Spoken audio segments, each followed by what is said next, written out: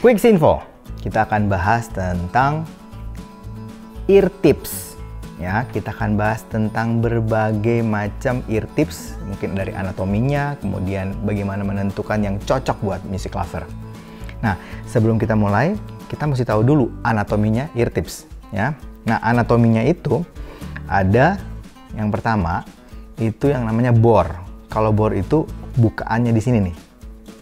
Ya, jadi lubang yang di depannya ini besar kecilnya itu namanya bore. Kemudian ada yang namanya flank. Flank itu lapisan luarnya, yang ini. Ya. Kemudian ada juga yang bagian dalamnya yang namanya nozzle, seperti ini.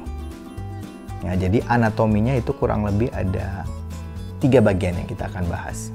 Nah, untuk ukurannya sebenarnya kalau misalnya music lover, ini gue banyak sekali yang nanya, Om kalau misalnya SpinFit CP ini cocok nggak masuk sini? Kalau ortofon ini cocok nggak masuk gini? Nah, music lover sebenarnya ukuran nozzle, bukan nozzle, itu sebenarnya cuman ada 2. Ya mungkin ada perkembangannya jadi kayak 3 gitu, tapi sebenarnya cuma 2. Jadi yang ukuran nozzle-nya itu nozzle yang maksudnya masuk ke dalam IM-nya itu yang kecil, cuman ada yang gini. Ya, yang kecil banget, ini kayak apa? Etimotik, kayak Shure gitu, yang kayak gitu. Sama yang biasa, yang normal. Ya kayak semua yang dipakai KZ, semua yang dipakai TFZ, semua yang dipakai sama Ibaso gitu, Vio, ya itu sama gitu, ukuran yang standar. Nah, memang kadang-kadang ada nozzle dari IM yang agak gede sedikit. Nah, untuk itu kayak SpinFit itu mencoba membuat yang agak lebih pas. Nah, itu kayak contoh ini CP155, ini agak gede sedikit.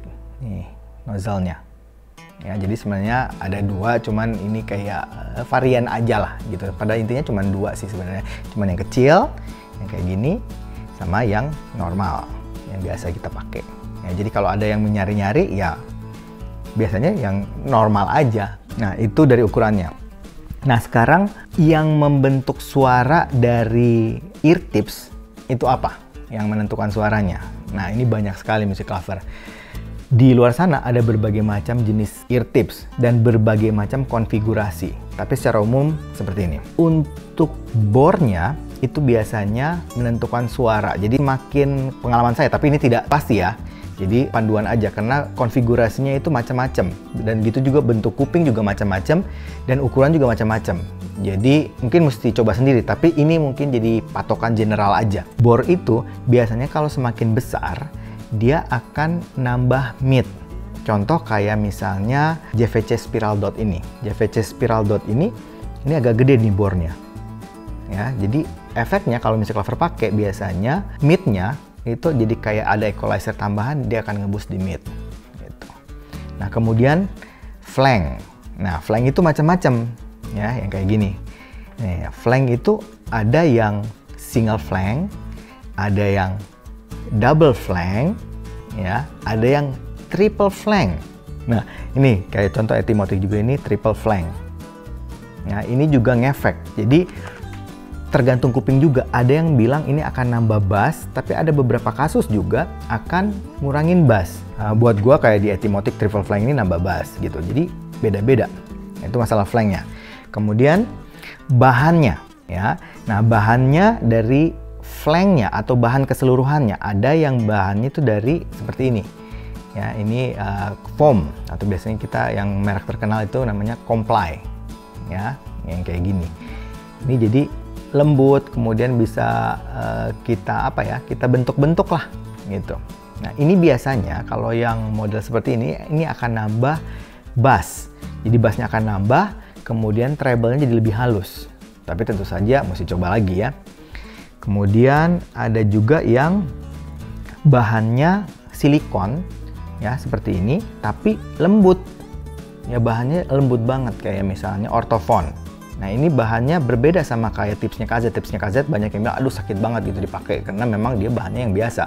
Tapi efeknya kalau yang keras, biasanya nambah bassnya juga lebih gede. Kalau ini yang lentur, ini lebih kadang-kadang bassnya nambah tapi nggak terlalu banyak, cukup aja gitu. Jadi balik lagi mesti nyoba. Ada juga yang kayak Sony misalnya, dia ada foamnya tapi ada silikonnya juga digabung, jadi macam-macam. Nah, itu mungkin jadi lebih balance suaranya kali ya. Terus apa lagi? Oh, panjang nozzle-nya. Ternyata panjang nozzle itu juga ngefek music lover. Jadi misalnya kalau nozzle-nya semakin panjang, biasanya efeknya itu treble-nya naik. Kayak contoh Spinfit CP100 ini. Ini Spinfit CP100 ini nozzle-nya yang paling panjang. Ya, banyak yang sudah lihat ternyata ini nozzle cukup panjang. Dan ternyata ngefeknya adalah treble-nya nambah. Bass-nya nambah tapi dikit gitu, lebih banyak ke arah treble. Berbeda dengan CP360-nya Spinfit yang biasanya dipakai buat TWS. Nah, ini kalau music lover lihat, ini ukuran nozzle-nya pendek banget. Fungsinya untuk terutama yang 360 ini karena banyak TWS yang nozzle-nya pendek. Nah, dia sesuaikan. Nozzle-nya pendek, kemudian flank-nya lebih panjang. Tapi efeknya biasanya ini lebih warm, jadi bunyi bassnya kerasa lebih gede. Itu berbagai macam tips dan berbagai macam bentuk dan bunyi. Jadi memang agak membingungkan.